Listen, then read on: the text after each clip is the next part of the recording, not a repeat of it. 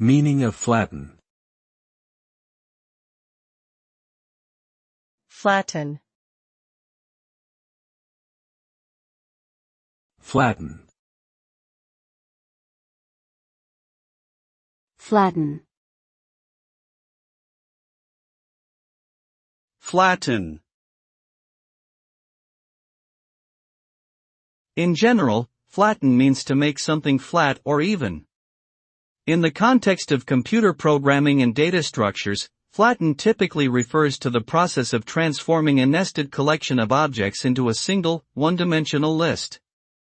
This can be useful for simplifying data processing, as it allows for easier iteration and manipulation of data.